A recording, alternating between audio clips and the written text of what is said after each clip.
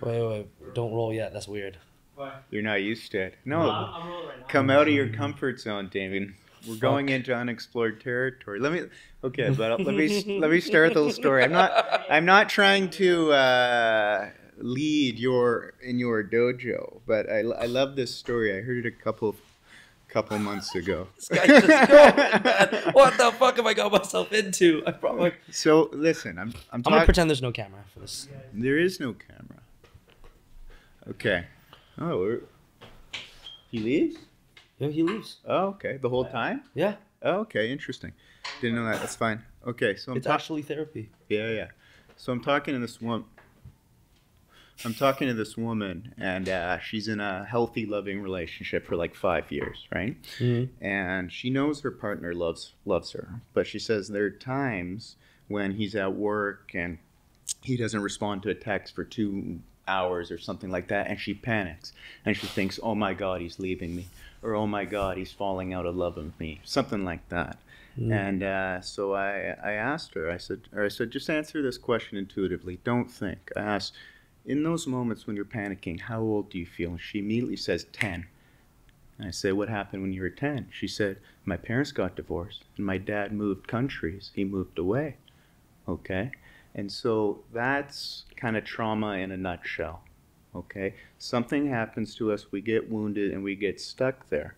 So at 10 years old, she learned that the man you love, the people you love that you're attached to, can up and leave you. Now, she matured into a smart, intelligent, successful woman, but in some ways, she's still that 10-year-old little girl, and her relationship triggers that little girl. Does that make sense? Yeah, that's my entire life. Yeah, and so the work is not to destroy that girl, but she's becoming that little girl in those moments. She thinks like a 10-year-old. She feels like a 10-year-old. The work for her is to support that part of herself, to support the 10-year-old little girl. Okay, so that's kind of a trauma response and how you start to work with that. What do you think of what I just said? You said, that's my whole life. What do you mean by that? I think since I started learning all this, what do you call this? Psychology stuff? What is this? Therapy. Therapy. Counseling. Since I think I'm just very attached to therapy Mm-hmm. because I went through so much of life without any, I don't want to say no problems, but no, like I'm on fucking third world country getting shot at. But then I have all this response to like things that my friends or people I look up to, like they don't respond. You have wounds. That's what I would say. Yeah, right? Like, I didn't want to admit it for so long. So if I poke you in the shoulder and you're not wounded there, it's just a little poke. You don't feel it. Mm-hmm. If you're wounded there, right? Now we're talking literally. Mm-hmm. It's a metaphor for your emotions.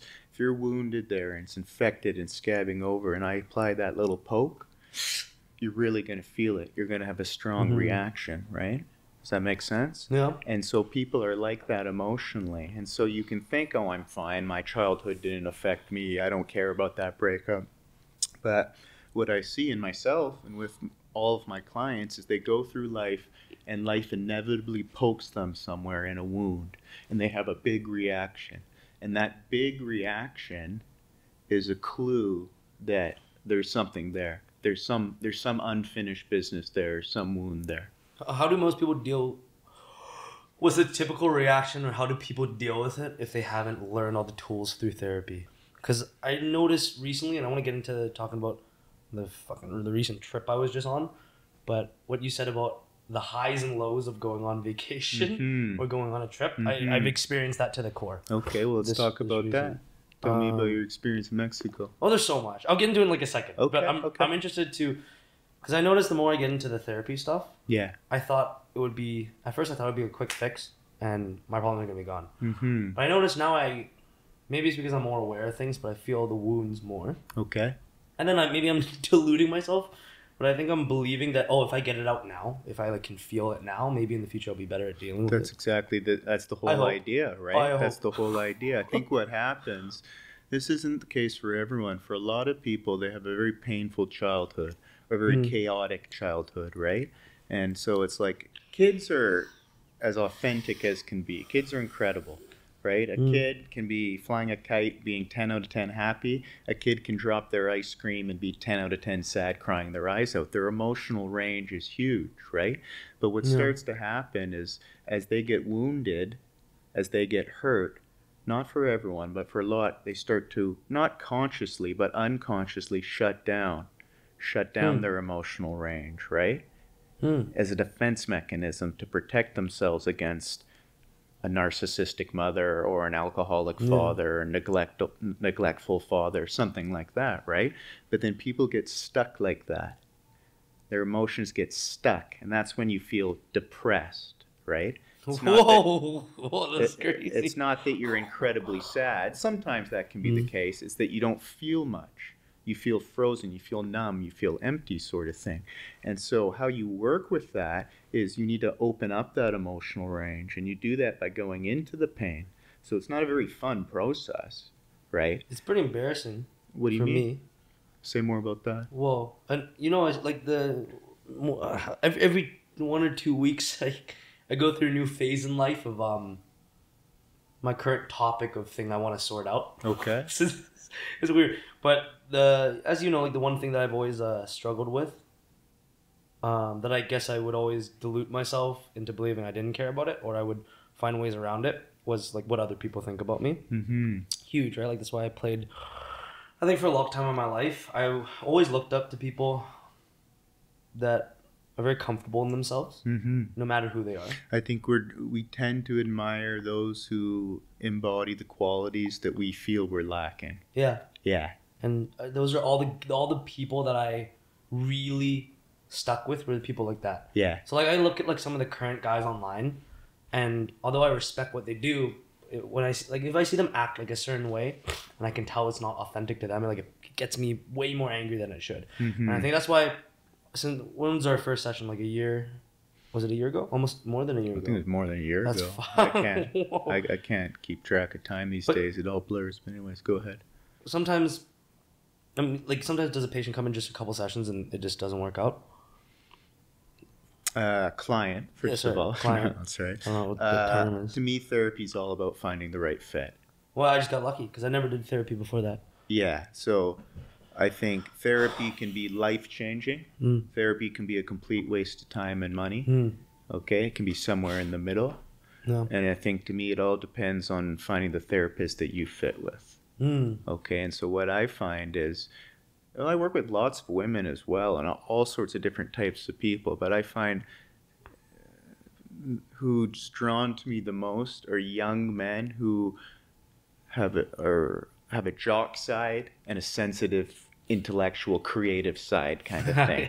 Yeah. Yeah. No. And that's me. That's kind of what I am, I would say. Yeah. I remember to justify I was going to therapy for my ego, I would use all your stats as a human and tell other dudes so they didn't think I was cringe or gay. I'd be like, oh yeah, he played Team Canada rugby, so cool. Like, well, it's interesting because my generation, it's good to go to therapy. I mean, I'm sure there's some people out there, but you wouldn't be criticized about it. It's almost like virtue signaling if it's taken too far, kind of thing. It's just a given.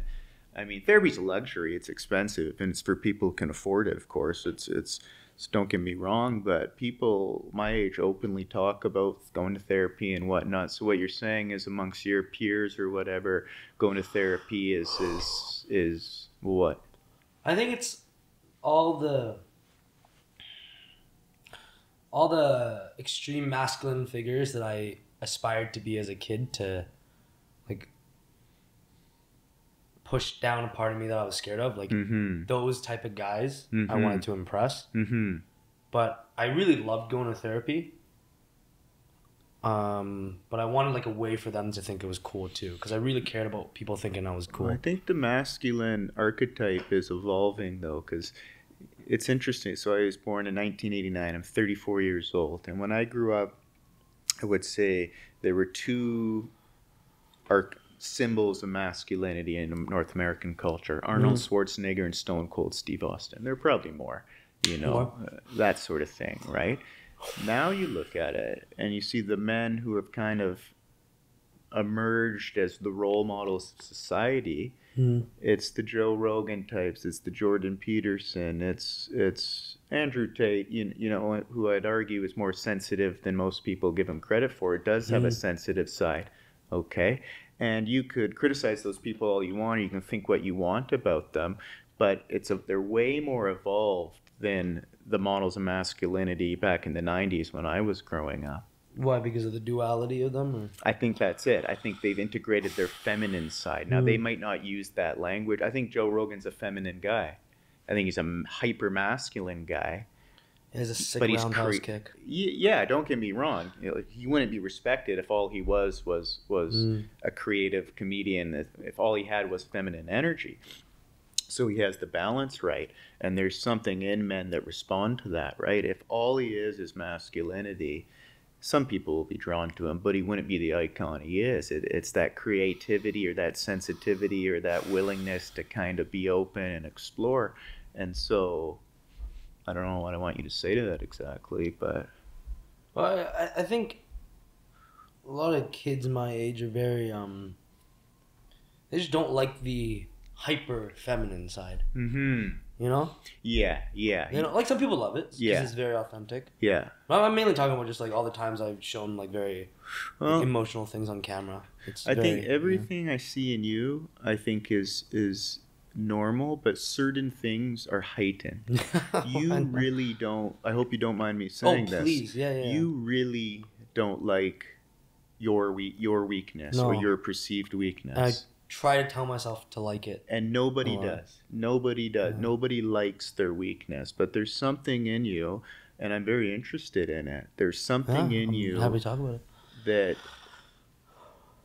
I don't know, it's not stuck, but it's very rigid, right? Because there's a part of you embracing it. I can see it in your content you're creating, in this conversation right here. You wouldn't go to therapy. You wouldn't be doing this if there wasn't something leaning into your vulnerability and your sensitivity, and at the same time it activates this part of you, just like that woman at the start I talked about.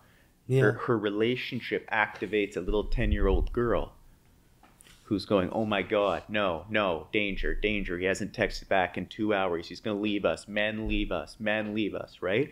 There's something in you that when you do this stuff gets activated, I think. Well, and I love it, yeah. And it's so cool you do it anyway. I think it's cool. Yeah. I think it's cool. I think I like it because it makes me happy. Mm-hmm. Because the, I don't know, dopamine hit or whatever, like, of either other people or myself.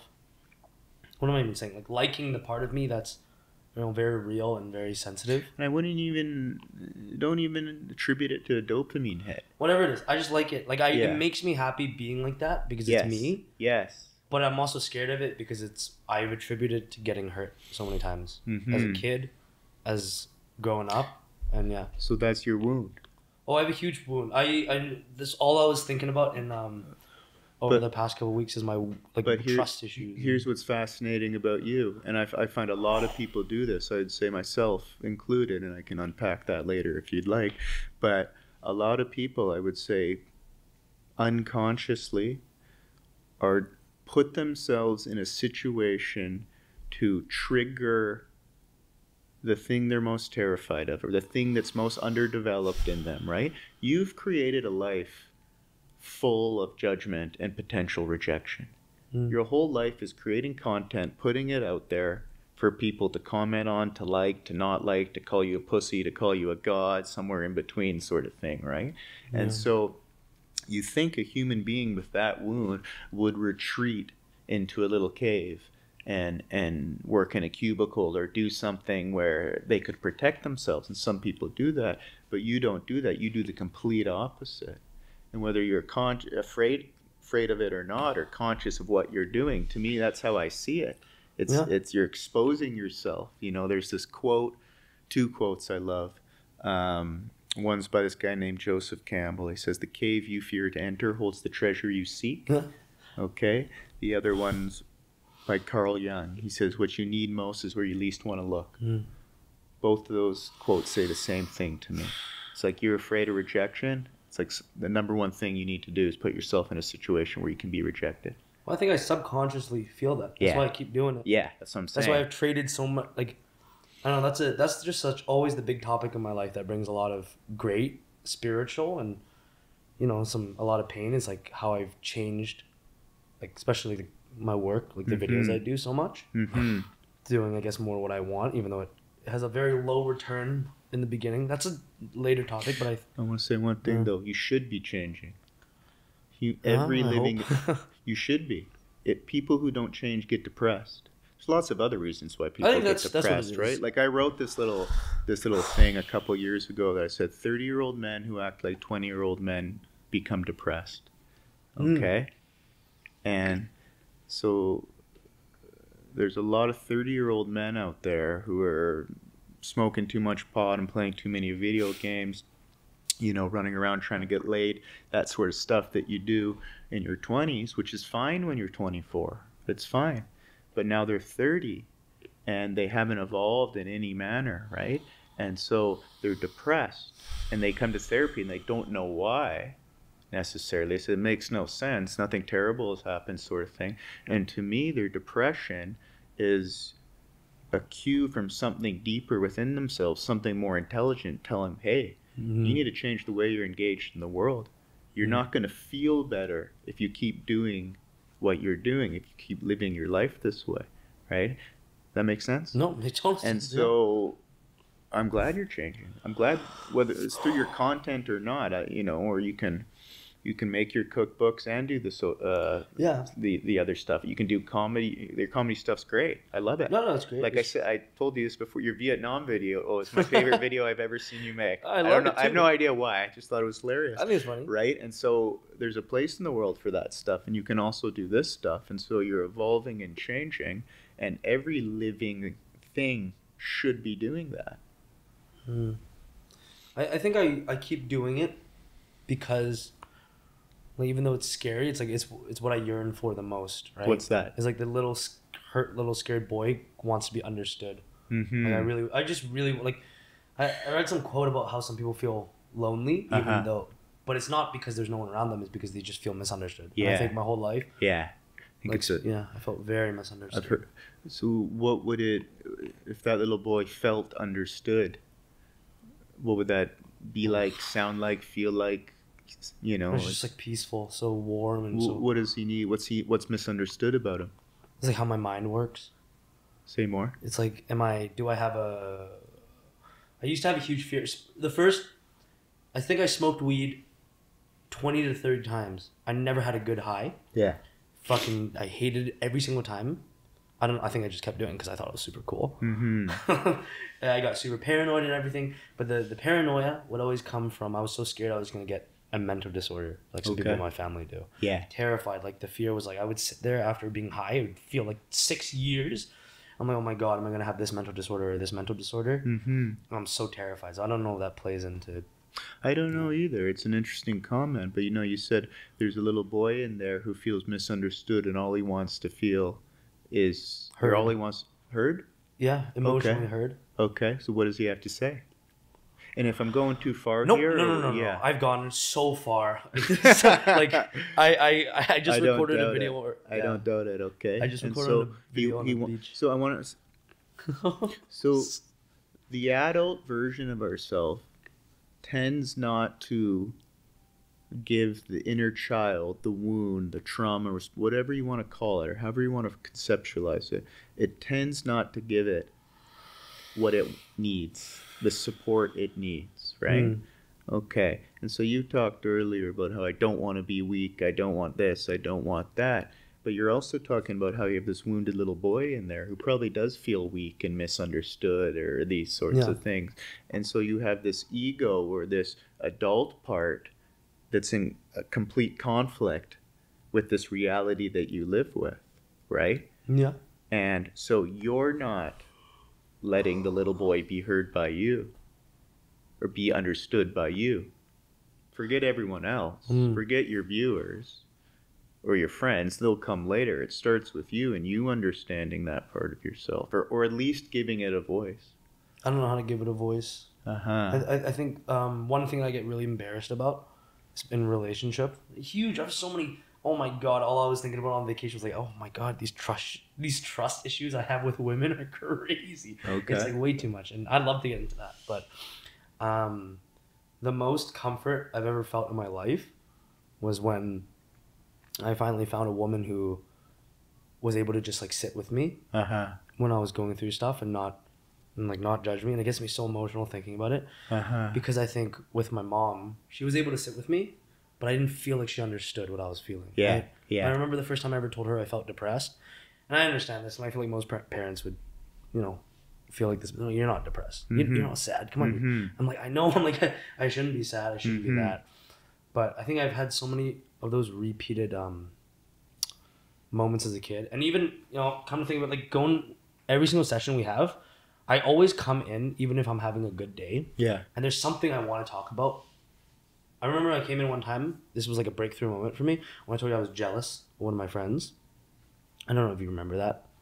Keep going. Well, whatever. I said I was jealous of one of my friends. I don't want to say that on camera, but It's fine. and like that was the first time I was able to, because our session's like 50 minutes, and as I'm going through, I'm just thinking in my head, I'm like, oh my god, I really want to tell him this, or I want to get to this emotional feeling point where I feel very vulnerable. I really want to get there because I know there's growth there, and it just feels so comfortable for me. But I'm scared to pass the barrier to get there. It's like the avoidant attachment, the heart thing. But you mentioned some woman, and we don't have to talk about who it was or the context. But you said I was able just to sit with her, and and you started getting emotional just thinking about it. So this woman, she didn't want anything from you, or she didn't judge you. She understood you, or what happened there? On like I've said I just can't use names, but I've said every story on camera. They know everything I've ever had with all ex-girlfriends. But when I came to you, I think I came to you August 2022, and it was like I just hit one of the lowest points of my life. One of my buddies at the time set up the appointment for me because I would not have done that shit by myself. And then just like a couple weeks in, I started dating this one girl, and that girl, like, I guess she, like, that experience like started everything for me. Yes, it was great. Yes. Now you look back and I'm so thankful absolutely. for it. Human beings, we learn through pain. Yeah. Unfortunately. Okay. Yeah. It's a kid learns not to touch a hot stove by touching a hot stove. Okay. Up to that point, as mom or dad might say, don't touch the stove, and he understands it intellectually and he hears that, but the actual learning of it isn't embodied. So at some point in his life, he's going to put his hand on that stove, and it's going to burn him. And when he burns him, then he will truly learn not to touch a hot stove, sort of thing. Now, how come so many people keep touching the stove? Oh, God, that's a really good question. Can you kind of specify the metaphor? What's the stove that you're talking about? I have more than one friend who been in 20 to 40 pretty toxic relationships. They intellectually know they probably shouldn't be getting with these women. Why do they keep doing it? I don't have any great answer. I'd say some people touch the stove more than others. I'd say attachment is deep, runs deep. Okay, so we're born into the world, we're thrown into the world, we emerge, we're a little infant, we don't know anything, we're helpless. We have these two parents, if we're lucky, two parents who we immediately attach to. Okay, and they ensure our survival. And so at the very foundation of our psyche and of our development is our attachment to our parents. Okay, now we don't choose our parents. And sometimes we have parents who have issues themselves. Okay, so the environment in which we grow up in and the people we originally attach to can be an unhealthy one.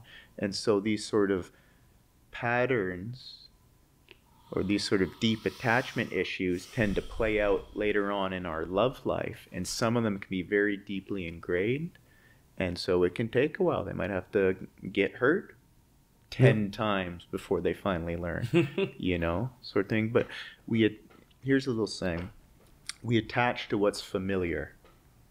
Not always, not everyone, okay? But that tends to be what we do, right? And so we don't necessarily get attached to healthy partners, especially early in our 20s or early on in our love life, okay? We attach to what's familiar. Right, and so if we were raised by some asshole, narcissistic, alcoholic father who would make our decisions for us and would punish us and wouldn't give us permission to express our emotions. A little girl like that might grow up to be a young woman who finds herself dating someone who in some way resembles that. She's not consciously thinking, I want to date someone who reminds me of my father. It's just that in some weird way that feels right, that feels familiar. Yeah. And so she's drawn to that.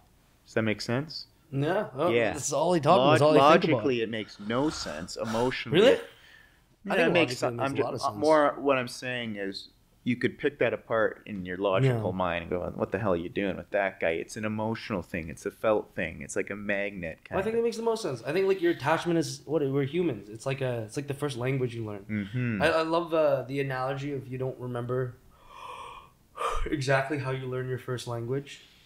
I don't know it. Well, like your first language, English. Yeah. Well, it's like you don't remember learning your first words. Yeah. Right? Yeah. Same with attachment. You don't remember Exactly. that. Yes. But Yeah. it's so yeah. familiar, and it would be so hard to forget That's English right. and learn That's Russian. right. And so this little kid is growing up in an environment and learning all this stuff, and it's like it's creating a foundation upon which your psyche evolves. And then you have this smart little prefrontal cortex, and you're 25, and you think you understand how the world works, and maybe some sense you do, but you also have all this deeply rooted stuff that ties back to when you were 10 years old and your parents got divorced and your dad all of a sudden moved away and you thought, what the hell, I love this man, I'm attached to this man, and all of a sudden he's gone. If he could do that, maybe anyone could do that at any time. Maybe I'm unlovable. Who knows how a little kid will interpret that. You know, and then I think I'm a little ashamed that in relationships I play out that pattern of wanting the reassuring mommy, like, all the time. Say more about that. Well, with the first girl that I dated and every time you mention it, you smile. Because I don't even know what to call her, so I don't want to use her name. No, of course not. Of course not. I'm just pointing out that. Girl number 1. 1 and 2. I'm just pointing. Well, we're talking about deeper parts of us, right? And so you're not. It's not funny what you're talking about, and you're not consciously choosing to smile. But there's something deep in there. Yeah. That when you bring her up in your mind. Yeah. Has this defense mechanism kicks in. Yeah. And that's not me saying stop laughing, take this seriously. It's just me pointing out how deep some of this stuff goes. There's something in you that as soon as you think about it, it's like throwing water on a fire. I'll go, okay, let's laugh, let's smile, ha ha ha ha. Yeah. Well, I think it's been a year and a half, and logically, and you know, I want people to think I'm cool, so I don't want people to think I'm still hurt by something that happened so long ago. Right? How are those two statements, how do they have anything to do with each other? I have no idea. I think I'm too tired to even care. What's that? I think maybe I just came back from the trip, but I'm too tired to even put like a defensive wall. Yeah. I know there's a part of me that's so hurt still by that. Yeah. Like it's the fantasy of, you know, all I've ever wanted, right? Yeah. Like, rejection is brutal. Yeah, and I actually use her as a joke between me and my friends. Oh yeah.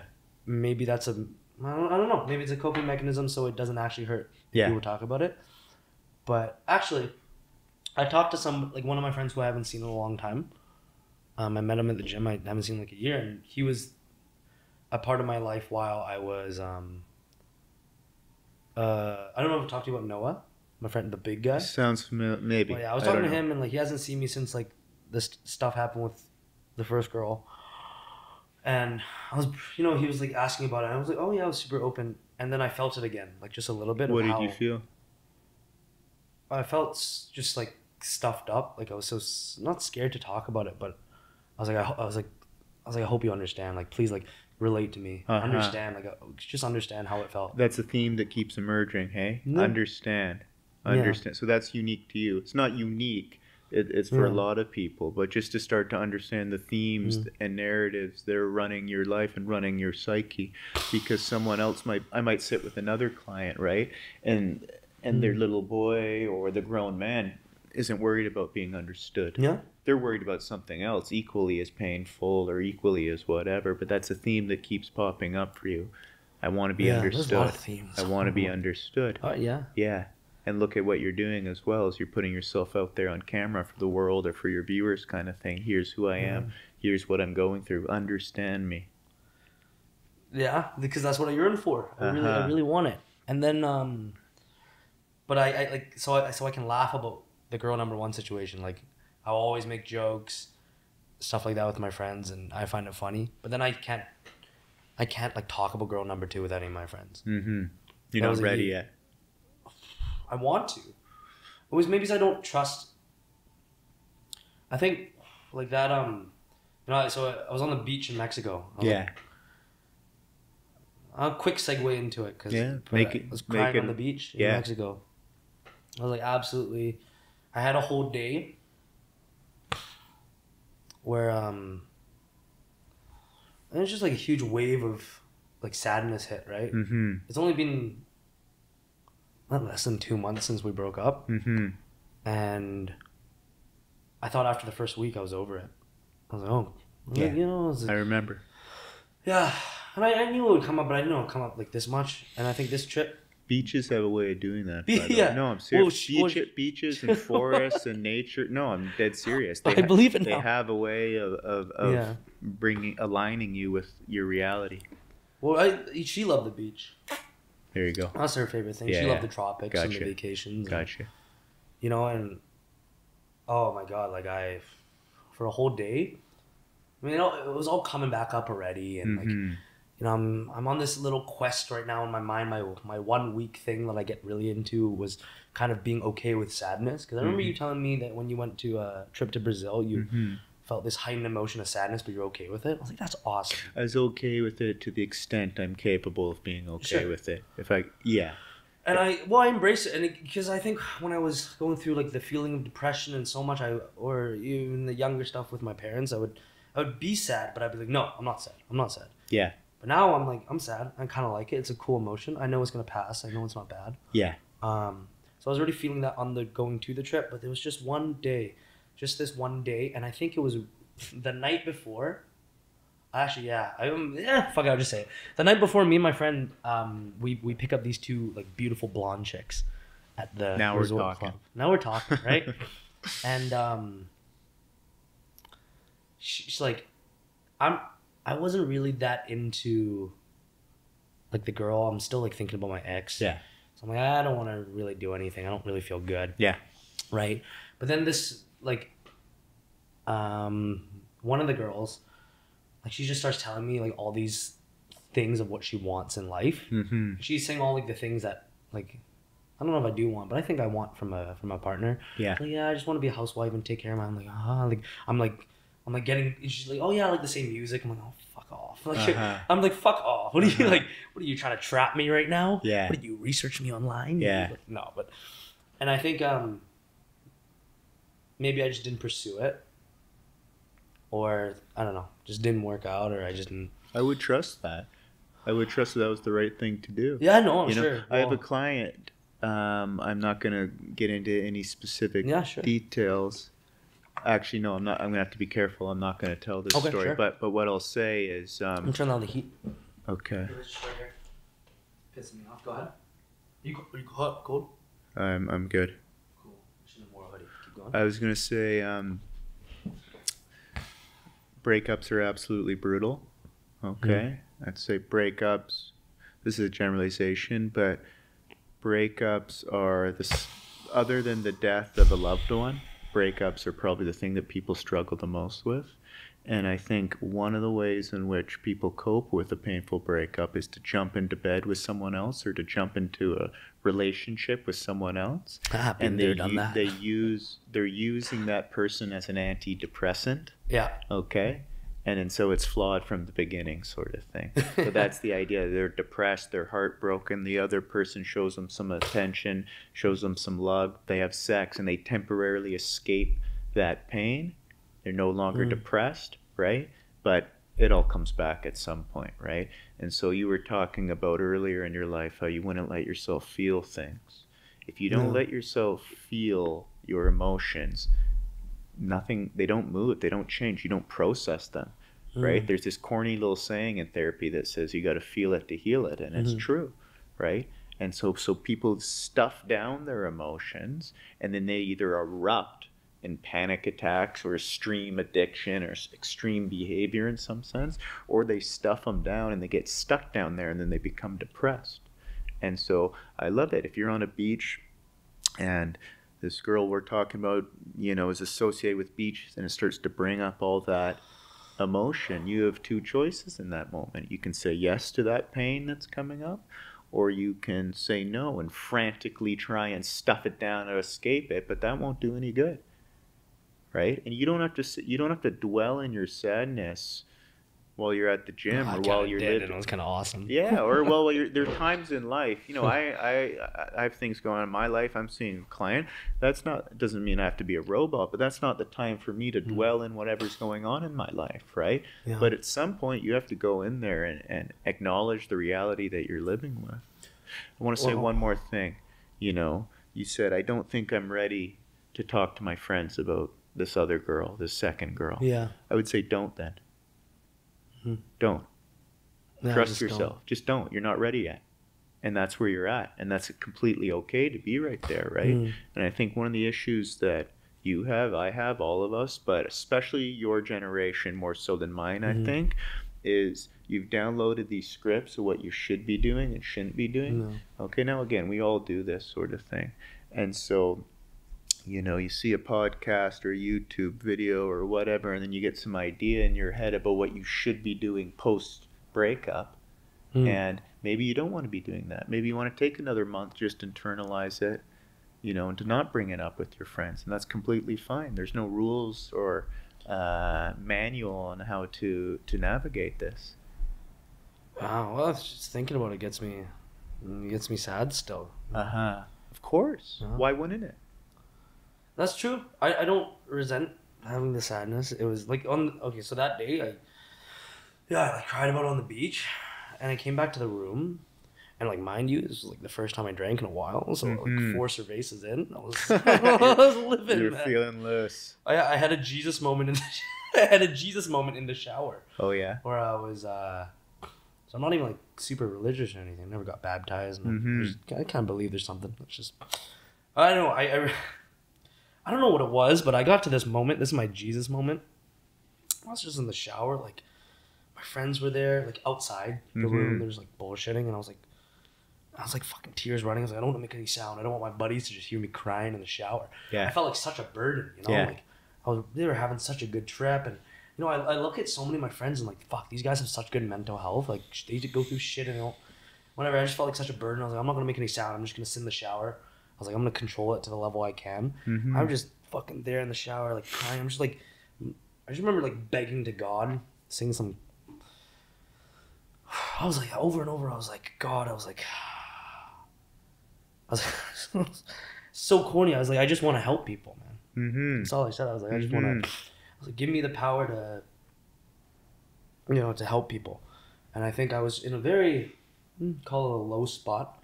And that's all I wanted. I was like, I just want to help people. I was like, I'll take going through a million breakups. I don't know how true that is. But that's what I was thinking. I know what you mean, though. I know what you're trying to say. I'll take this pain over and over. I just want someone to be helped. And then I went outside to the balcony and I just sat there listening to music by myself, just tears dripping. My friends are like checking up, you good? I'm like, I don't know, man. Like, go to dinner, you guys. I'll see you there later. Like, fucking take it. And then No, keep going.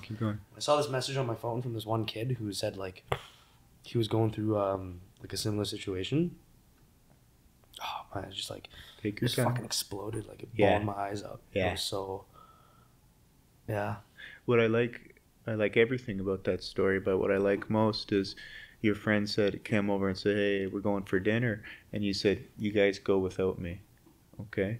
So that you were true to yourself in that moment. That's just what I'm talking about. You have reality that you're living with, and the more aligned you get with it, the better off you're going to be.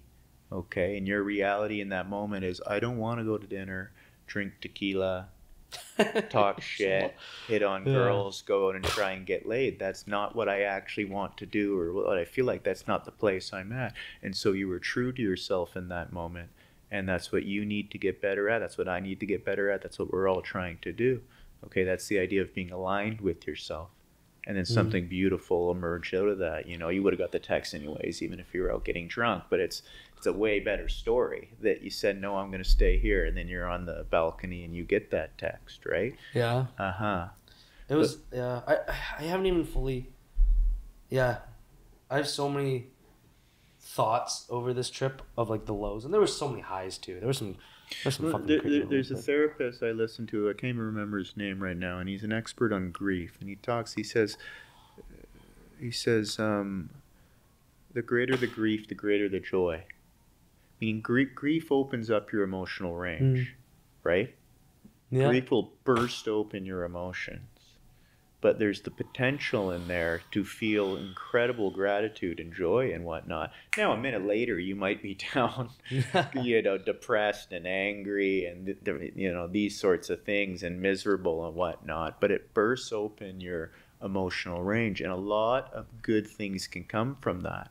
Like, to me, the most difficult clients to work with, or the most difficult place to be personally, is depressed, apathetic, lethargic, that sort of thing, right? When our emotions are wide open, it's chaos and it's difficult and it needs to be reined in, but there's a lot of vitality there. Yeah. And good things can emerge out of that. New content, whatever. It doesn't always have to be content related, but sure, you get what I mean. Life revelations, yeah. I guess. Yeah. Well, I think I'm just so much more grateful to feel this than not feel it. Because the depression, yeah, you're right. It just feels like that. You don't feel it. It's the worst. It's the worst. It's, I don't know. It freaked me the fuck out. Like, I don't even remember what that place feels like because there's so little feeling. It's weird. I'm trying to yeah. Sometimes I'm working with a client who's depressed, and they come in and they say, I don't know why, I don't feel anything, I don't want to get up in the morning. I said, do you have any theory on why you're depressed? And they'll say, no, I have no clue. I mean, my life's pretty normal, it's okay. I said, then I ask them, I say, if you were to feel something, what emotion do you think you'd feel the most? And intuitively, they always have an answer. Yeah, they can always answer, okay, there you go, sort of thing, right? And so the depression is a defense mechanism. It's blocking them from something. And something deeper in them knows. They always have an answer. It's either sadness or anger, or fear, something like that. And it's like, okay, there's some information, right? They don't know why they're depressed, but tell me about your sadness or tell me about your anger. There's a story there. It's rooted in something. And then you can start to work with that, right? Does that make sense? No, it makes sense. Yeah, it makes a lot of sense. I want to talk about something. I want to talk about avoidant attachment. Or do you want to stay here? I'll come back to it. Okay. Is there something? Okay. There's something, I just don't know what it is. Like, I just feel like there's so much, and every single time. So speaking from my I've been to Brazil twice in the last 3 months. Sometimes it takes a bit of time to process a trip. You go to a new place, you put yourself in a new culture, a new environment, all this good stuff and bad stuff happens. You change, you know you've changed, but your conscious mind has yet to fully conceptualize that. And so it can be difficult, and maybe that's part of what today is us bouncing ideas off each other and you come into terms with that. But I think this might be interesting to talk about. So avoidant attachment. People with an avoidant attachment want love and intimacy, but they resist it at the same time. So it's like, come close, close enough, stay away. So they tend to give their partner mixed messages, okay? Now, what inevitably happens, so they're playing defense in a relationship or a situationship, okay? They're always a bit guarded. They'll let you in, but not too far in. And they have all these little ways in which they keep you at a distance. But what inevitably happens is someone with an avoidant attachment will meet someone, and on some conscious or unconscious level, they'll sense that that person is more avoidant than they are, okay? And so it's safe for them.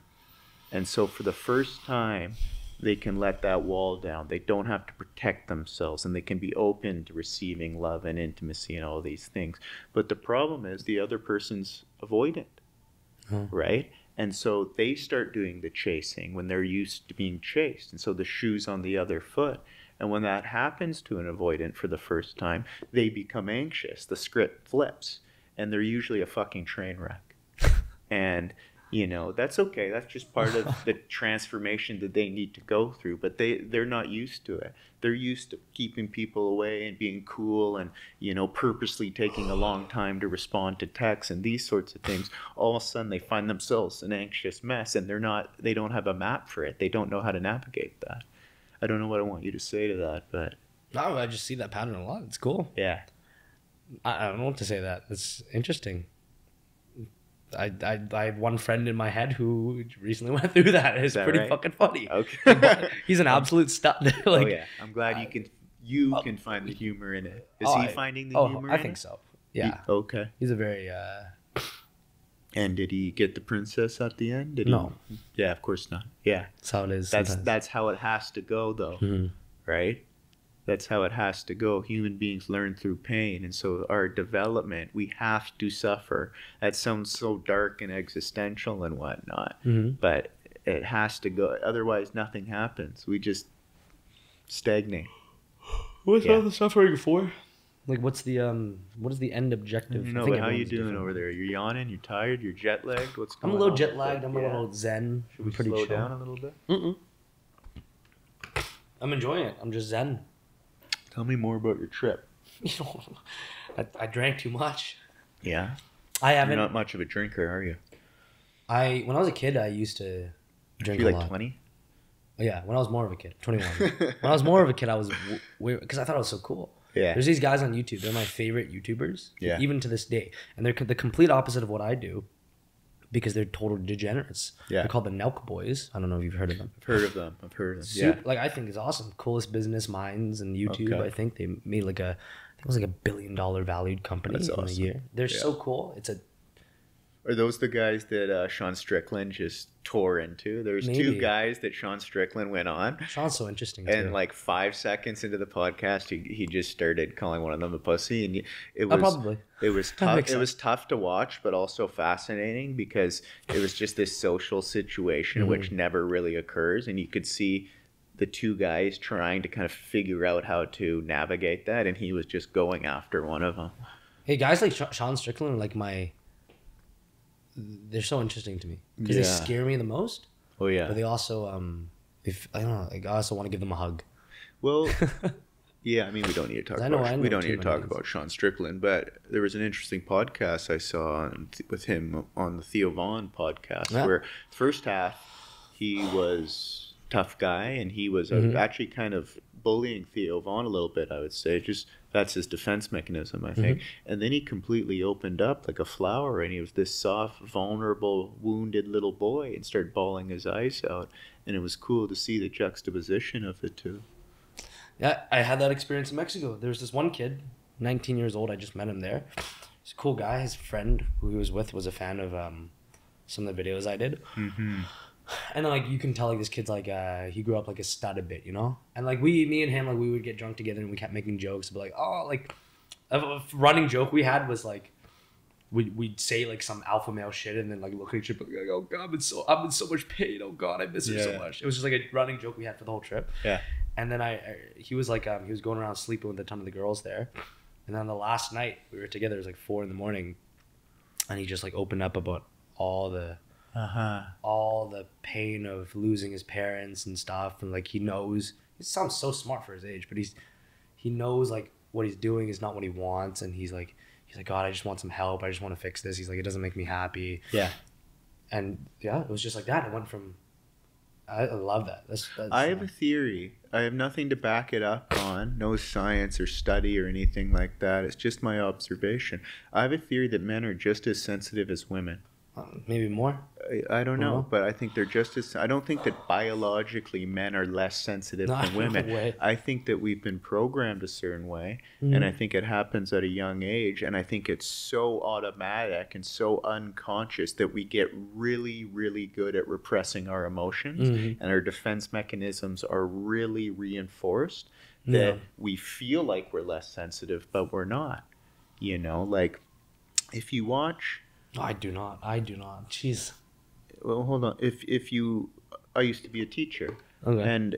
and if you watch how boys bully each other, what they'll do is they'll test each other. They'll call someone a name. They'll whatever. They're testing their sensitivity, right? They'll call them this. Are you going to react? Are you going to cry? Are you going to show weakness, kind of thing? And if they do, if they react, boom, they pounce and they bully them more, and it continues and it continues. And so they're looking, it's like they're trying to smell out who's the sensitive one or who's going to react, sort of thing, right? And if you don't react, if you say fuck you back, if you come up with some witty comeback, you're part of the group. If you cry and react, you're outcasted and you're bullied more, sort of thing. So from a very young age, I think little boys learn, don't be sensitive, don't react, these sorts of things. I don't know if they think this consciously as a nice, tidy little thought that goes through their head, but this is what starts to happen. And then the emerging human being has all these unconscious, subconscious defense mechanisms and that repress their emotions, and then they get into adulthood and they don't even know they're there. What do you think of what I've just said? No, I think that very much describes like almost every guy I'm friends with. Yeah. It's like our whole friend group was just like that. Well, there's a beauty to it as well. Like men making fun of each other. It's also a form of bonding, right? Of chirping, of you know, you it's like you take it a little too far. You know where your buddies are insecure, and you kind of poke them there. You don't poke them in the truest parts. If you're a good friend, you know, you don't. You know, I could give some example, but you don't go there, but you go in the vicinity of there. And for some weird reason, men bond from that. And when it's done well, it's beautiful to see. So I'm not saying it's this awful thing, but yeah. Anyways. I have no idea how girls be friends. How girls what? Do you think girls do that? Do what? Do they poke each other like that? I have no clue. I just remember because I went to all boys school, but the girls' school is from what I hear is just they just like are super nice to each other. Yeah. Girls they talk shit behind each other's back. Girls bully each other through reputation damage, slut shaming, that sort of thing, right? Crazy, Men, it tends to be a little more external, a little more in your face, a little more physical kind of thing, or a lot more physical. Women tend to do it through reputation damage, shit talking behind their back, sort of thing, you know. Yeah, there was a lot of that shit talking. That's crazy. You know, I want to talk about what women want. I don't know this. I don't know. I thought I knew. Sometimes I think I figured it out. What do I think? Well, what woman? I don't know. Every woman's different, no? Uh-huh. I go through this revelation every fucking week in my head. I don't know what they want, but I think women want men who don't sit around thinking about what women want, if that makes sense. Okay? And so let me so here's what I see a lot of in my job, okay? A dynamic in relationship is that man and woman are dating, okay? And in some ways, the man has some growing up to do. He smokes too much pot, he plays too much video games, something like that. And his girlfriend will encourage him to become a better version of himself, okay? And he'll reluctantly go along with it. So he's motivated by her to become a better version of himself. And then he'll revert back to the boy. When? After the breakup or during? No, at some point. You know, he gets a burst of motivation, then he reverts back. And again, the woman will say, come on, you can be something like that in a loving way. But she's encouraging him to be a better version of himself.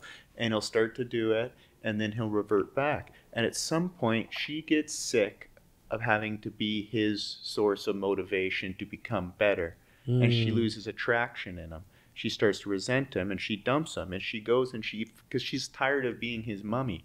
And she goes and she finds a guy who is self-motivated, right? Or who is trying to be the best version of himself and doesn't need her to drag him along forward, sort of thing. Doesn't need her to act like his mummy, okay? And so I think, I don't have a clue what women want, but if I had to guess, I would say they want self-motivated men, if you want to simplify it. I also think it's interesting that when men talk about this, they ask other men. You know, men ask other men, what do women want? It doesn't occur to them to ask a woman or to ask women what women want. Well, I ask other men because I don't...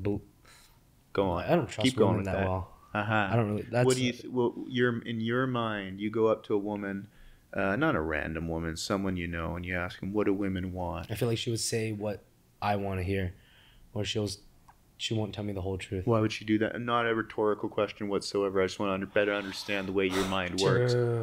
Why would she lie to you? Perceive her good personality. Perceive her To frame of mind. I don't know. okay. Oh, to preserve. Sorry, not perceive. To preserve her. To give you what you want. To. To Well, I know I have act a the lot way of that she thinks you want her to act. that, or I just know I got some deep female trust issues Okay. that are maybe all guys have, but to save her and other women's, like, I don't know, that beauty, Mm-hmm.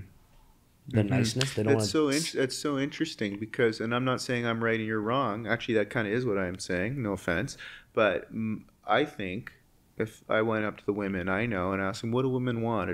I think they would love to have that conversation. I think they would give me some great insight, and I think we could talk for hours about it. I think they'd shit talk men some, and it would be a fun and great conversation. But Yeah. that's how my psyche works. It's interesting, just two different subjective experiences.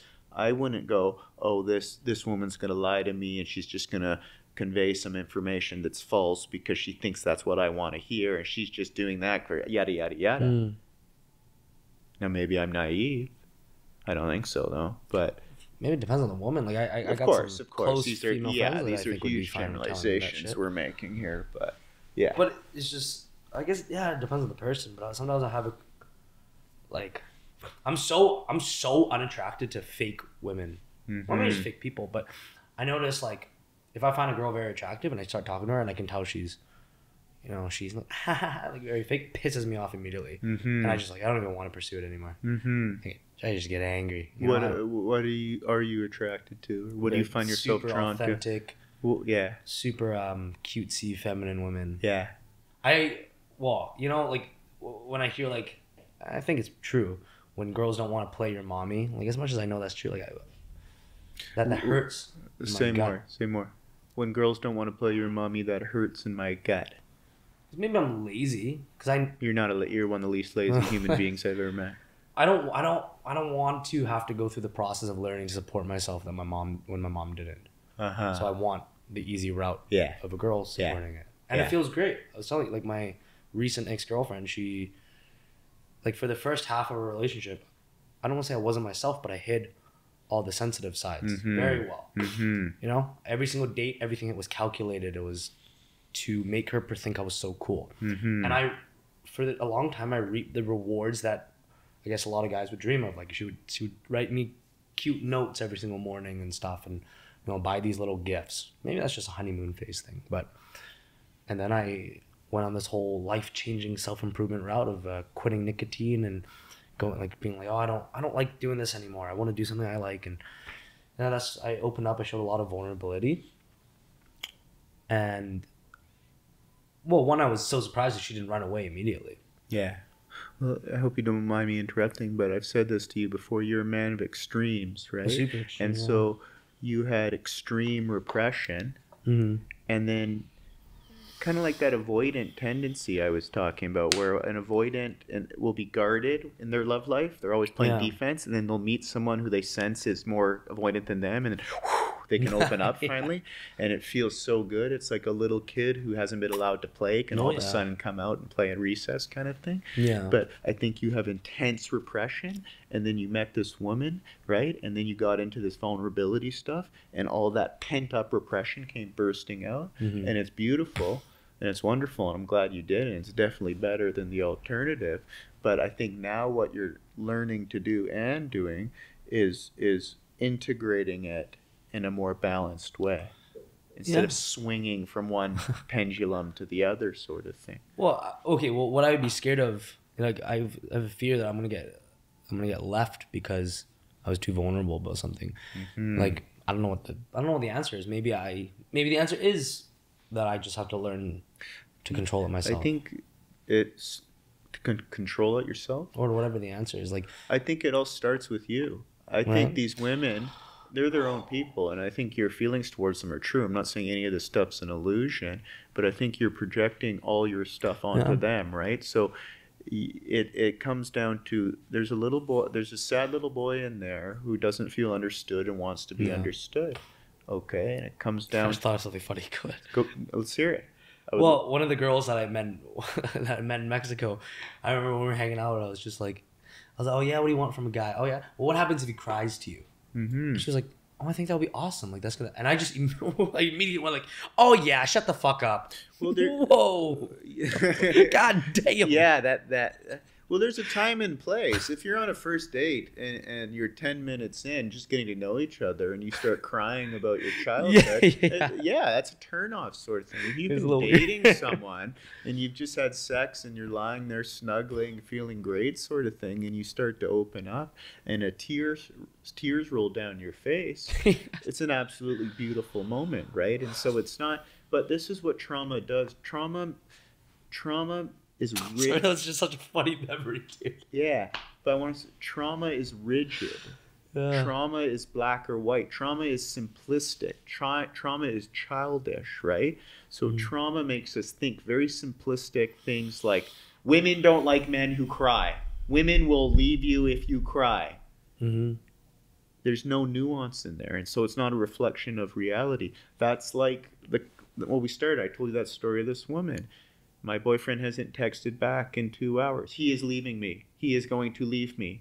Trauma reduces us, and we lose our consciousness and have these rigid, simplistic beliefs. And yeah, what are you laughing about over there? I was just thinking of like, yeah, that's just so true. This is what I think. You know, me and my boys always say to me, they're like, oh, Damien, you just keep looking for a woman to fix.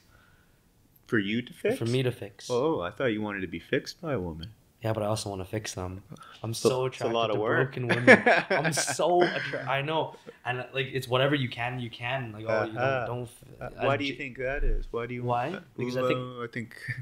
Never mind. Go wherever. Take it wherever. No, you no, want. Yeah. I know my boundaries. Yeah, And you know, my mom's totally cool with me yeah, saying this, but you know, to an extent, she was a very broken person. Mm-hmm. Maybe she didn't show it much, but I was like, I want to fix her. I want to fix Mhm. mommy. You attach to what's familiar. Of course, I So- go. Yeah. I want Yeah. to fix mommy. I want to fix dad. I want to fix them. Uh-huh. And they won't let me fix them. I Uh-huh. can't fix them. I never. So like, there's that Yeah. quest. Yeah. And you know Freud. There's this. Do you know who Freud is? Didn't he fuck his mom? Well, that's the joke. Freud's like one of the grandfathers of psychology, psychotherapy, and he's all about your relationship with your mom. And there's a joke that Freud thinks every man wants to fuck his mom, Oh, which obviously isn't true, but it's kind of what we're talking about. Let me Oh, explain. yeah, I know. What you mean. Is you grow up and you attach to your mom and your dad, but when you're an infant, your mom's more important than your dad. She just is, sort of thing. And so that's your model of femininity and love and intimacy and affection and these sorts of things. And so in some sense, we are drawn to women who reflect our mothers, or who might demonstrate qualities that our mothers have, sort of thing, on some unconscious level. Mm-hmm. Yeah, so you attach to what's familiar. It's not written in stone, and not everyone does it, but it's very common. Yeah, and then maybe it's just I haven't met enough girls, but like the ones who don't have like a broken part of them or whatever, or like they're more like just less attractive. It's so bad. Uh-huh. It's so bad, man. Well, there's a quote I really like. I don't know who said it. It said, people are attracted to each other's rough edges. yeah. Okay? And Of so course, I love you it. can probably see that in your world. There are people who are doing Yeah. podcasts and stuff, and they're good looking, and they say some smart things, and it's just, whatever. Not interesting, sort of thing. People are drawn to each other's Pain. pain. It doesn't even have to be pain, though, just their uniqueness. They're kind of, it's hard to put into words, sort of thing, right? And so that can go too far, as in you have some complex where you're trying to fix broken women. I mean, that's unhealthy. But it makes sense that if you're on a date with some woman and she's beautiful and has no personality whatsoever, and you're sitting there talking about stuff that bores you out of your mind, that you're not going to be into it, kind of thing. You know, when I was in Brazil, you'll find this story funny, I think. Brazil, there's beautiful women. It's insane, and that's not why I went. But they just are. It just. I'm not trying to sound like a dog. It's just the women are incredibly beautiful. And there was this. I downloaded an app and I had a date set up with just some gorgeous woman, and I canceled it, or I made an excuse. I said I'm not feeling well, which is kind of true. But there's just, again, being aligned with your reality. I didn't want to do it. I felt no connection to her. There was a bit of a language barrier, and our interactions were very simplistic. And I thought, I don't really want to do this. And so instead, I went for a walk along Ipanema Beach, and I'm walking in the sunset with a nice cold Heineken. And then I get to this little beach, and there's this like 50-year-old woman there who doesn't speak any English. And she has 3 kids swimming in the ocean, laughing and giggling. And I sit next to her, say, hola. She says, hola. We kind of talk without speaking the same language. She's smoking cigarettes, and she offers me one. I don't smoke. And I said, okay, sure. I barely even know how to smoke one. And I sat there smoking a cigarette and drinking a Heineken with some 50-year-old woman watching her kids play in the ocean. And I felt that was one of the highlights of my trip, as weird as that sound. And I just canceled the date with some gorgeous woman. I said, I would rather be here with this 50-year-old woman. Sweet. I don't know what that is. I still don't quite understand that, but maybe it'll take me some time to understand why that is or whatnot. But yeah. Cool. That's awesome. Yeah. Trips are awesome. Trips are awesome. How are we doing with time? How are you feeling over there? Fantastic. I can talk for years. Okay, but realistically, do you want to do this for a few more minutes? Do you want to do it for more than a few? What about you? Time's flying for me. I'm good. I like hours. Okay, let's keep talking. We're an hour in. That's it? Yeah. Time's not flying then. Jesus Christ. I thought it was more than an hour. I can let you know every 30 or every hour. Oh, I don't have another hour in me, but let's keep talking for sure. I'm having a great time. You don't have another hour in you? No, I don't have another hour in me. A 2-hour podcast? My God. Yeah, it's flying for me. If I didn't tell you it was an hour, maybe you wouldn't know. I thought it was longer than that, yeah. Oh, really? But not in a bad way. I think you're used to the 50-minute timer. That's a really good point, actually. I am programmed. It's interesting. Yeah. And I'm not. I'm used to, I talk to the camera for whatever time. That's true. It just flies. So what should we talk about? Anything you want. I don't know. Everyone, there's some work stuff that, like the videos and stuff, but I don't really want to talk about it, to be honest. Yeah. It's just, I'll figure it out. Yeah. I don't really care enough. Okay, so take a moment. Take 5 seconds. It might not be great. I want to talk about me going through this breakup, man. It's so on my mind. Like, okay. It sometimes plagues me at night, but in a cool way. All right. Take the lead in terms of how we talk about it or what we talk about. I don't know. I want to say one thing first. Breakups are gold mine for personal development. Not always, though. Okay, breakups will either make you more conscious or more unconscious. What I mean is you'll use the pain of the breakup to look inwards, to reflect on yourself, to evolve, to grow, to become somebody new, to become who you're supposed to be, that sort of thing. Or that pain will cause you to revert back to your default setting, your patterns, your conditioned behavior, you know? You'll try and fuck it away or drink it away or snort it away or play more video games or whatever it is you do to cope, you'll fall back on that. And so breakups can be one of the greatest things that happens to someone, or it can cause them to spiral. I felt it almost caused me to spiral. Mm-hmm. And I never really coped with drinking. I think Mexico is just a disgusting place with a free bar. Okay. What did it cause me to do? I think it definitely caused me to maybe be less kind with women I interact with. I see. Okay. You know, like some sort of anger came over you, or huge. Coldness, anger. It's interesting because you're not usually a very angry guy, or that's my observation. No, but obviously it's you have me. anger in you. I don't doubt that for a second, but I don't think of you as being an angry guy. So that's interesting. That's one of the ways in which you responded. I definitely have a lot of anger in me that I'm just over the past month remembering or realizing. Because I think it started coming back maybe in a more positive way. I was like, I can be angry, but not toward other people, just toward this lift. Yeah. Use it there again. I see. And I even made like a whole video, because the videos I make on my main YouTube channel are just like the topic of my week. Mm-hmm. Just whatever I'm really passionate about. One was about anger. I was really passionate about, oh, this anger's awesome, because I think I was faking it a little too extreme, saying like I don't have any anger to people. And I was like, holy, and there was a couple sets I was like, oh, I'm pissed off. As soon as I like what you said there, I think I was faking it, right? So that's you becoming aligned, right? Yeah. That's you. That's the same as you. Your friends going, hey, let's go out for drinks. Let's go for dinner. And you saying, I can't, I'm not feeling it right now. Anytime you acknowledge the reality of your experience, you're in a good place, sort of thing. And so, yeah, maybe, and there's some truth. Anger's good. Good things come out. Some of that is true, but maybe you leaned a little too much into that, and we're hyping it up a bit too much, and in that you're denying a part of yourself or a part of your reality. Yeah. And like to the drinking thing, I thought I would feel bad about it. I don't know why I don't.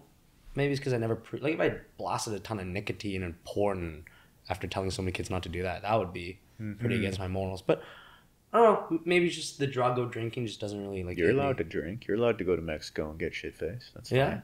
But at the same time, I'm allowed to go rip a ton of porn and nicotine. Nobody's gonna whatever. But for me, it just doesn't feel right. Yeah. Okay. Exactly. Yeah. Right. We live with an internal. Yeah. Something's going on. Well, go ahead. One thing I did.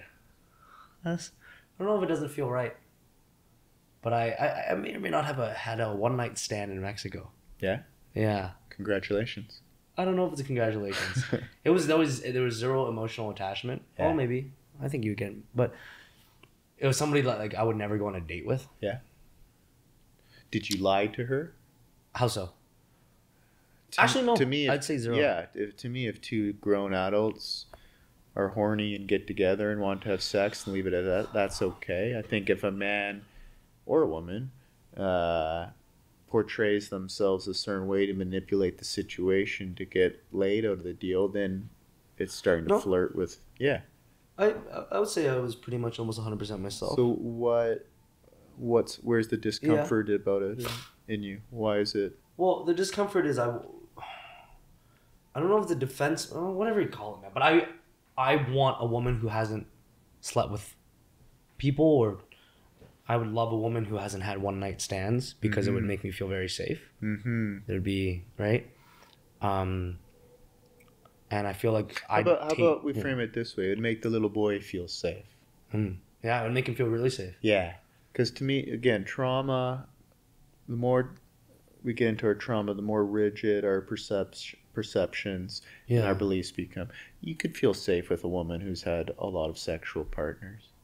But it's a huge, recent girlfriends I've always had, they had multiple sexual partners, and it would be a huge. Actually, no, the first girl, actually, it's like I don't know how many she had. I'm assuming it's more than one, and I didn't care at all. Maybe it's because I didn't like learn about that shit from the Andrew Tate internet side. Oh, okay. But then I learned about it after, and then it just became the biggest insecurity for me. Yeah, Terrified. Yeah. You downloaded that belief. You did. Oh, it's and that's terrifying. what and that's what's all this online stuff. It's interesting. We really have to reflect of what do I actually think and feel and believe, right?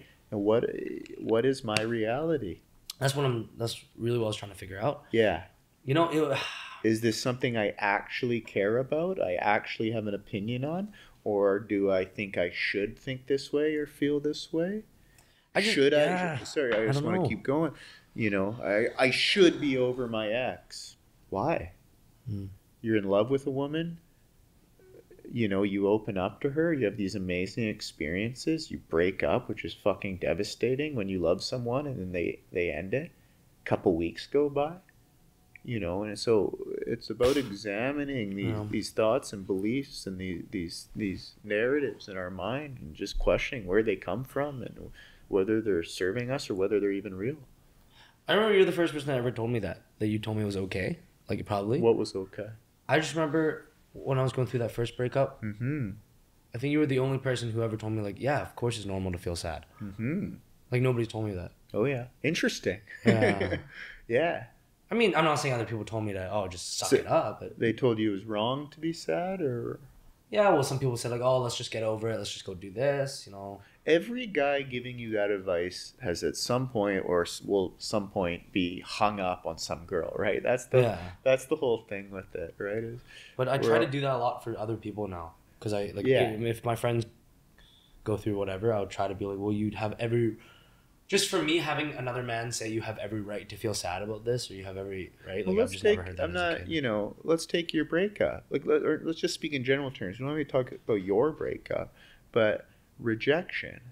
Think of how incredibly intense it is to fall in love with someone, to date, okay, for a year, 2 years, 6 months, 5 years, doesn't matter. And then at some point, someone makes a judgment call and they go, I would rather not have you in my life than have you in my life. And Mm. it's not that simple, and there's a lot to it, right? It's a Yeah. nuanced, complicated situation, but that's essentially what's happening. And that is fucking brutal. And so it just destroys people. You fall in love with someone, and they fall out of love with you, or they make the decision they no longer want you in their life, that they want to go forward in their life, and they're fine with you not being a part of it. Yeah. It's like, good luck getting over that in a month or a Yeah. year, or I don't know, there's stages to it and whatnot, but it's absolutely brutal, and it just hits us at the core, and then we're sad and we're crying or we're whatever, and it doesn't fit our model of who we want to be or the people we see online that we admire. And then so not only do we have this pain, but we fucking hate that we have this pain. We feel like a pussy for having Yeah. this pain. So we start repressing it and start hating ourselves or whatever, and then we just get in this huge mess. Yeah, that's where a lot of the like, I hear that, and I think about like I just remember this like yeah, I told you it's like the comments always get to me, but it's like people saying like oh my god, just like put your head down and work, stop being such a pussy. Like it gets me mad. Mm-hmm. That's like what fires me up to go train. Cool. Use it then. Use it. Yeah, I'll use it. Like, use you it. know, it's Use just it how it is. It's productively. the human experience. I'm into Buddhism. I'm not a Buddhist, but in Buddhist they say you are the observer. You are not your thoughts. You are not your feelings. You are not your compulsions. You are not your desires. All these things are real. They're yours. They're happening to you. They're not complete illusions, but they're saying they're not you. Saying you are the observer of your experience. You're the observer of your feelings. That's different than repressing your feelings. That's different than being apathetic or being a robot. That means sadness comes up or anger comes up, and here I am, the deepest part of myself, observing it, going, hello, anger. How are you? Hello, sadness. I was having a wonderful trip in Mexico, getting drunk, getting laid, and now I'm sad. Hello, sadness. I was expecting you. I knew you'd be here at some point, and you're just sitting there observing it, noticing it that it's there. You don't have to do anything with it. The human being will if you get out of your own way, the process will complete itself. But if you try and fuck it away or drink it away or snort it away or whatever the ways in which men cope, the process doesn't complete itself, and then you get fixated and obsessive or depressed or whatever. I hope I wasn't trying to fuck it away or drink it away. I don't know. I'm just using those as the most common examples of maybe. the things that men do after a breakup. I think it's completely fine. If you want to go have a one-night stand, go for it. Yeah, I don't know. I wish I felt more ashamed about it. Why? Maybe it's because like what I see online all the time, and it boosts my ego to see all these guys say to these girls with high body counts like "fuck you, you're the reason that." Like, go into you though. Forget online. Okay, it's really hard for me to forget online. I know that online has a huge effect on you. It has an effect on me too. Yeah, it's so I'm not everything. Dismissing that or saying that that's not a reason. Okay. But don't refer. Why you say I'm ashamed? I wish I felt more shame. I say why? Why do you want more shame? Maybe it's because if I feel more shame, I won't do it again, and if I don't do it again, then in some way I now deserve a partner with less body count, which if they have a less of a body count, in my mind, I have less people to be insecure about. Because, yeah. I trust what you said. I didn't follow some of it. I'm not going to lie to you, sort of thing. But to me, I think you can do all that without the shame. I think you can. There's something in you. You had a one night stand, and it is what it is. But there's something in you that went, this isn't what I'm after. This isn't for me. It's not what I'm after, no. Yeah. Okay. And so it didn't sit right with you. Well, it And just you- sounds cool to not. Yeah. and sorry. no, and you can learn from that experience and not repeat the behavior without shaming yourself, without going down the path of I'm a piece of shit or self-hatred, self-loathing. That's the kind of Buddhist thing, right? Is you don't need the shame. Now I know we don't get to just snap our fingers and choose what we feel. I know it doesn't work that Yeah. easily, but what I'm saying is you're saying, I wish I feel more ashamed. And I think, why don't you just not have another one night stand and skip the shame part? That's Why don't super you fair. just learn from your emotional reaction to the experience? Say, oh, okay, this isn't for me. I tried it. It was what it was. I had an orgasm. That was delightful. You know, had a good time, but spiritually, emotionally, whatever, it's not for me. I've decided, so I'm not going to repeat that behavior. But You know- your mind likes to go to the self-loathing places. Oh, I loves it. Yeah. So much. Yeah, it really does. Is that everyone's mind? Maybe it's just mine a lot. It's a lot of people's mind. I think I heard a great quote once that said, your brain is not evolved to make you happy. Your brain is evolved to keep you alive. And so it tilts negatively, right? It tends to be quite negative and neurotic. And it tends to fixate and become hyper aware of the things we don't like about ourselves and our vulnerability and our perceived flaws and weaknesses. Okay, which makes sense if you think about it. And so it's like it's programmed to tilt towards self-loathing or these sorts of things. I'll give you an example. I used to do hot yoga. Okay, and then when I do hot yoga, I wouldn't wear a shirt. And I'd walk in there, and I'm in pretty good shape. You know, I have a decent body. And automatically, as soon as I got there, I got to the mirror, my eyes would go to the two things I don't like about my body. And that's little bit of love handle here. That's where my fat collects. Not even really love handles, but there. And I have skinny calves. Okay? And automatically, that's exactly where my brain would go to and fixate on every time I'd look at myself in the mirror. See what I'm saying? Yeah. So we're programmed to identify where we feel weak and vulnerable and these sorts of things. Now, that's okay that happens. The question is, am I going to get on that ride? Am I going to go, oh yeah, and start feeding that programming? Or am I going to sit back and laugh and go, that's great, or being a human being's crazy. Look at that. Look how quick I am to do that. What's wrong if you feed it and then you get bigger calves? Good point. You can use it as fuel to get bigger calves, but you can also reinforce the thought pattern of self-loathing. So it's delicate. It's a fine line, right? You get the big calves. That's fine. Use it as fuel. Just make sure you're using it productively. Because we started this rant off by us talking about how your mind loves to go to self-loathing. Yes. So to me, all that is your self-loathing justifying itself. What do you think? Is it bad to do things like to get these great things, achieve greatness, big calves? I think you can get great calves without hating yourself. I don't think you know. That's fair. Yeah. Sometimes I don't know what I like.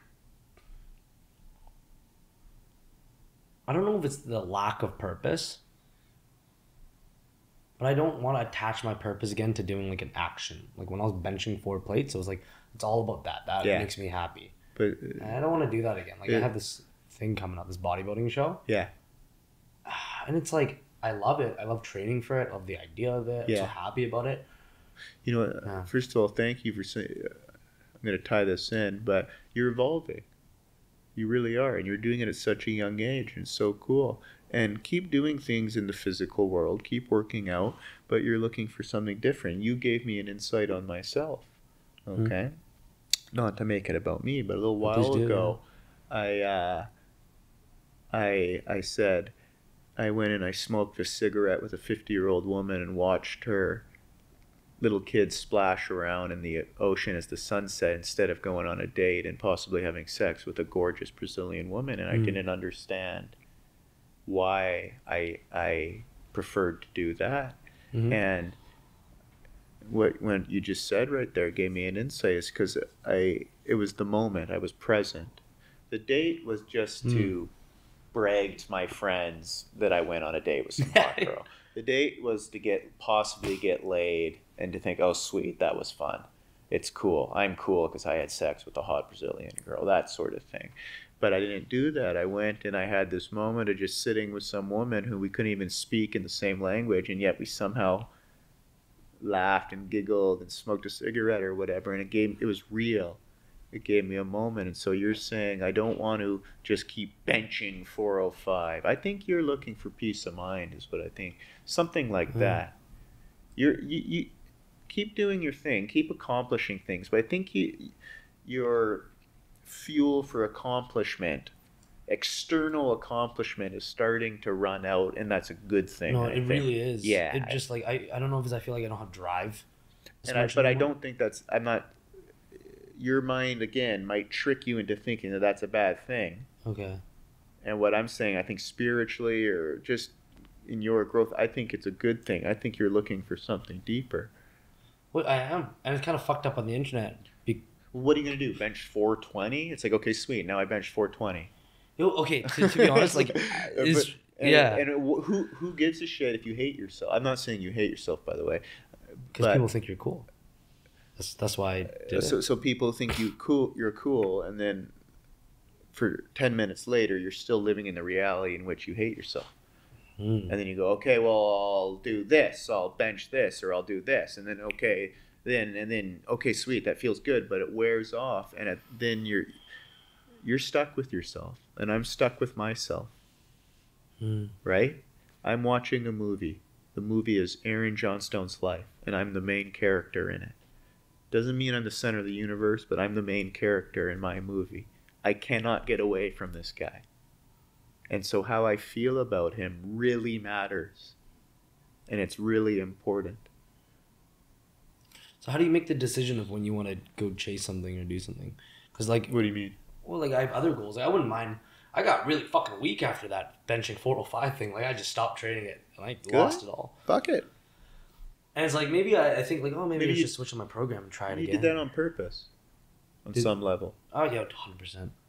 Yeah. 405, okay, fuck it. I'm done. Yeah. I want to get weak now. I don't give a shit. I did that on purpose, subconsciously, very much so, yeah. But how do you know when you're ready to commit to something or to do something? So like these are great questions. I think you ask these great questions. You're a deep thinker. Our logical minds tries to figure them out, and maybe it can kind of get there, and it can't. But through trial and error, I think. How do you know when you're attracted to someone? Because they're hot.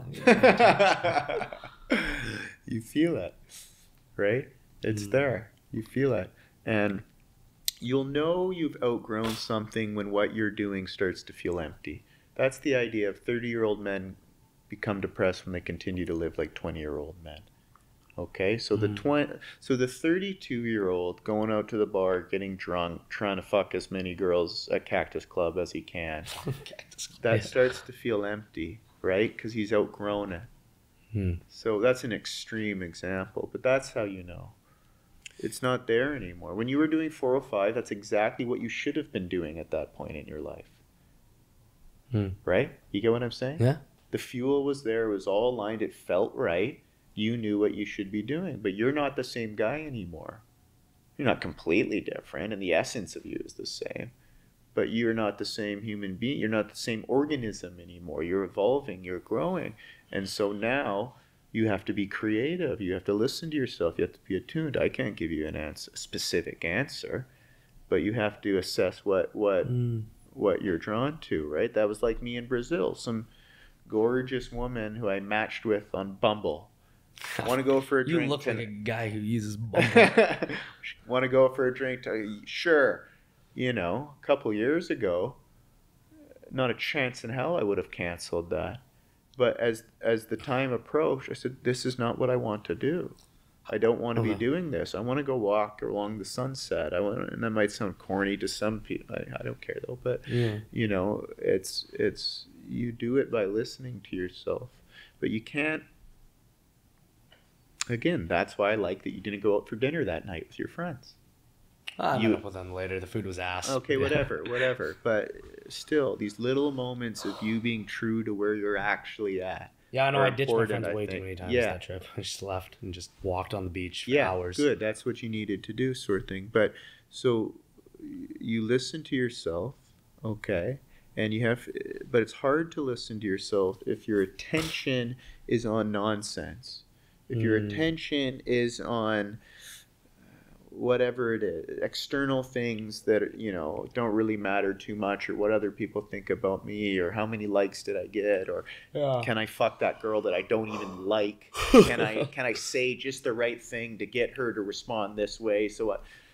If that's what you're doing, and that's what I did in my 20s, I'm not above any of this. I'm just saying, if that's what I'm doing, your attention's out here, and you're becoming disconnected from yourself.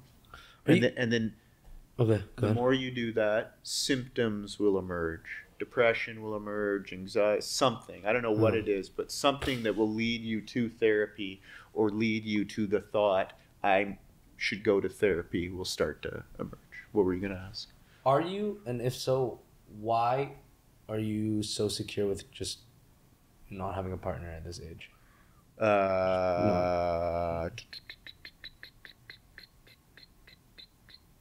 That's a good question. You can tell by my lack of answer.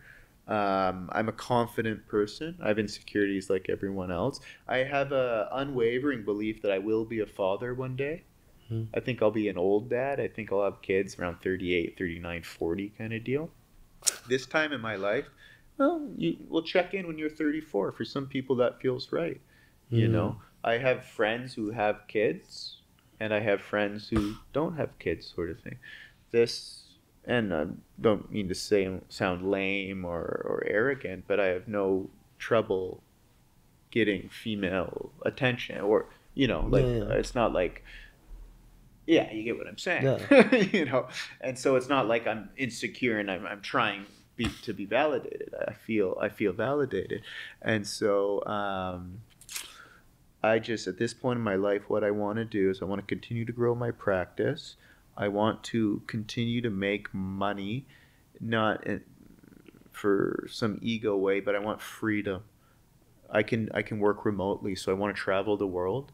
I want to go sit on beaches and smoke cigarettes with 50-year-old Brazilian women. I want to collect those experiences. Those are cool I want to see experiences. different parts of the world, and I want to grow my business. So when I do have a family, I can provide for my family. I'm not saying I want to be the provider and my wife can't work and that sort of, but it's fucking expensive to live here, right? Yeah. And so I want to feel like I've built something that I can then bring children into the world. And I just have an intuitive sense that's going to happen around the age of 40 for me, And so I don't know if I really answered your question or not, but that's the way I feel. Insight, yeah. I'm comfortable with where I'm at right now. That's cool. I really am. Or maybe it's all bullshit and this is me just justifying my avoidant attachment style. I don't know. Or maybe it's both at the same time. I don't know.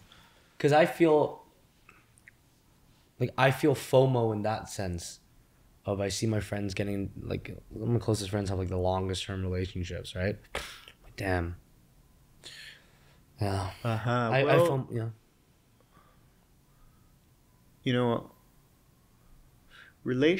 It's tough. People we're social beings. It doesn't matter how introverted you are.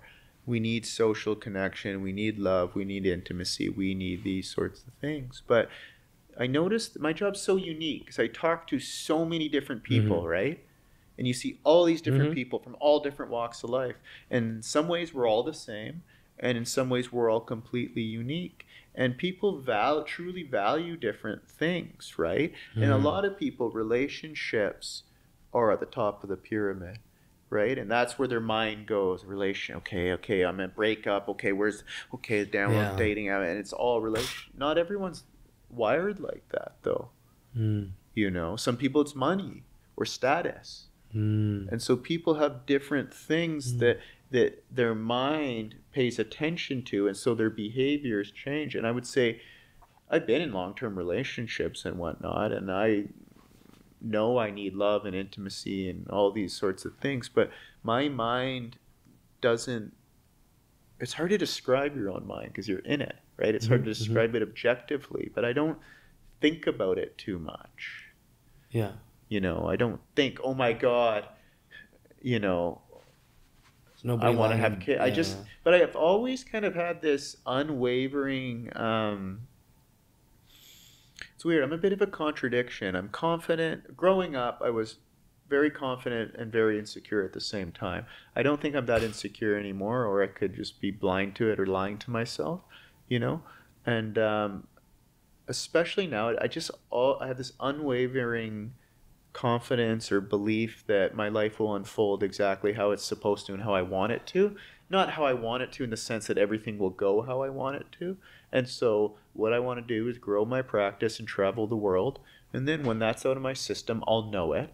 The thought of flying off to Peru to live in an Airbnb in Machu Picchu for 2 weeks and to see clients remotely, I'll go, that's not where I'm at. And then it will be time to be a father, is how I assume my life will go. Great. But who the hell knows? Yeah. Who Yeah, knows? yeah. Great. Yeah. Yeah. Like no. Wow. That's cool. Yeah. Uh-huh. I think I have that feeling for like business. Tell me about that. Well, maybe I'm still a lot younger, so I still would wish I cared more. But like the people I work with, like they obviously care more about making the money and stuff. And like, I don't say I don't give a fuck, but like, I see sales drop from this number to this number. I'm like, oh, that sucks. I just have this unwavering belief it's gonna do well. Yeah. I just really believe in it. Yeah. Like whether it's like I get really down about it sometimes. Oh yeah. Not really the money, but like the views and stuff. Yeah. Super down about it, but I just. So that's it. Yeah, you can Yeah. see you can see your own mind. You know, the money goes down, whatever. If the views go down, you have a strong emotional reaction to it. Yeah. That's okay. You don't necessarily believe need to it's- change. Yeah. Yeah, but, But the relationship, I don't believe in fully. Yeah. What don't you believe? I don't like. I can believe that I could get to a point like this where I, like you, where I'm X amount of age and I'm not in a relationship and I'm okay with it, maybe happy. I believe I could get to that point, but I don't have a belief. And this is one thing that me and my friends like either I don't know if we argue, but we talk about a lot. Where my two friends that are in long-term relationships, I don't know if they're just deluded. They have a 100% belief in their head that their relationship's gonna work out. Yeah. I'm like, what do you mean? They're like, oh, we're just not gonna break up. There's gonna be. I'm like, Yeah, how yeah. do you know this? They're like, I don't know that. They're like, they're just like, I just know. I'm like, Yeah, that's fuck. faith or trust, right? Yeah. That's what's required. Is they don't know and yet they know. It's a contradiction, but it's true. You're with someone, you just know it. And of course, they know that it is not 100% guaranteed, but that's where trust or faith comes in. That bridges the gap, right? Where you go, I trust this. I don't trust in myself enough to keep It's it. okay. You're or not the there. other You're not person. there yet. I don't know if I'll be there. Maybe I will. Maybe I won't. But yeah. The But FOMO again, thing. I think part of your work is to allow yourself to be wherever you are. And so you go, I don't trust that, and that's scary, or maybe there's fear there, or whatever comes up. And your work is to go, okay, I'm a 21-year-old man, 21-year-old man fresh off a breakup, you know, doing what he wants to do with his life. In a lot of ways, living the dream, in some ways not. I don't trust that I'm going to fall in love. I don't fully trust it. Logically or intellectually, I can explain to myself that, you know, I can make it happen, but I don't trust it. And that's just where I am at. And that's completely okay. And I'm going to do what I need to do to try and get to a point where I can trust it, but I'm not there yet. Cool. Cool. Yeah. Maybe that's a good place to stop. Yeah. Yeah. That was awesome. Yeah, cool. Thanks for having me. No, thanks for I having wish me. we talked more about you. Well, I'm a selfish guy. We can do it again sometime. I love to. Yeah. I think I'm just like sometimes I get scared of like what do I ask you? Like What do you wish you asked me? about your life? Yeah. Like just like how you interact with people and like what you've been through. Oh yeah, let's do it again in a month or two, Sure. and we can I'd be do more than that. happy. That's interesting because I thought I talked about myself a lot. Oh really? Yeah. Oh I don't know because I a lot of the guys. No, I didn't think I talked about myself a lot, but there was a point. I don't know what I thought. Because Yeah. I'm usually asking, right? Like I'm on the couch and I'm asking the guys. Well, we have a dynamic yeah. that we fell into. It's a good dynamic. I think that there was good stuff that came out of that. That's cool. Yeah, but we have obviously doing therapy that there's a certain dynamic that unfolds. Well, do you ever feel not heard though? That you have to take on all your patients stuff and I don't have to take on all my patients' stuff. Hmm. I don't. It's not my job to take it on. The therapists who take it on burn out and leave the profession. oh. But Right? you don't feel unheard? Like I don't think it's my yeah. client's job to hear me. Oh. You know,